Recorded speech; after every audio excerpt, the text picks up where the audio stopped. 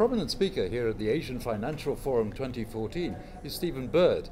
He's the Chief Executive for the Asia Pacific with Citi, and thanks very much indeed for joining us. Now, there are a variety of different issues that are on the table, if you like, here at the Financial Forum. Which would you say was the one that you would pick out as being the most important that you've heard so far? Well, the topic that we've just discussed of urbanization and how critical it is for the world is really, I think, one of the top issues.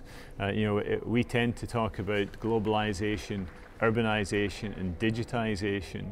These three trends being the sort of epochal shifts of our time. These are the things that we're living through.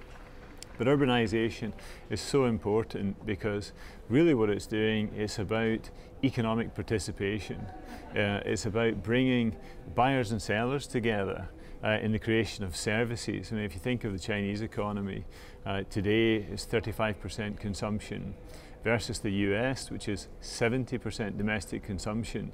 And that gap means that today there are 400 million Chinese on the rural fringes of 270 cities in China who are not really participating in the economic miracle of China. So this is a critical topic for the world because it is beyond China.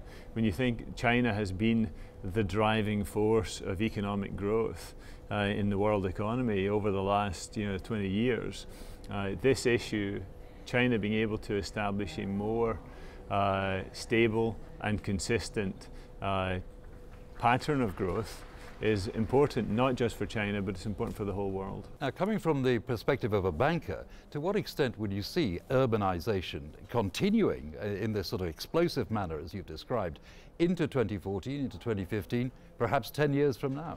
Do you see that actually taking place? People, I think, mistakenly say, oh, urbanization, look at the Chinese cities, hasn't it already happened?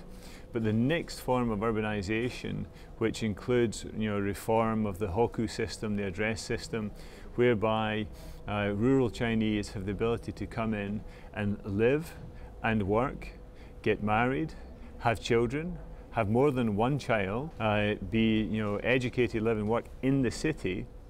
What that does is that creates economic growth in the city. There is a more stable pattern of growth in human history, given the size of the Chinese population.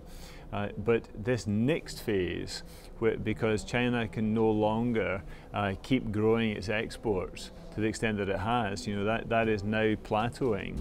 This next phase is about establishing a stable China that includes greater economic participation, but it does require reform in capital markets because to fund that next phase of urbanization, we believe there has to be bond market reform in China. And Stephen, really looking at it from the perspective of a place like Hong Kong, where do you see Hong Kong being placed as a kind of a sort of fulcrum point, if you like, for the sort of capital infrastructure that you have to build, for the kind of development of capital and of investment that you see ahead? I'm very optimistic about the role of Hong Kong. And it's a perennial discussion. People talk about, oh, is it Shanghai versus Hong Kong? Which one is in the ascendancy? I think that Hong Kong has a special position in China. It has a special position in the world. I mean, Hong Kong has been the nexus of East meets West.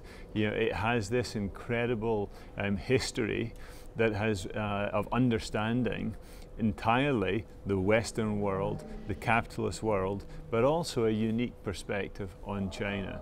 And I think that Hong Kong is one of the world's leading listing markets. I think that will continue. It's very important. CAP investors view Hong Kong as a trusted within China, and I think that Hong Kong can prosper as it adapts in this new world that's developing for China.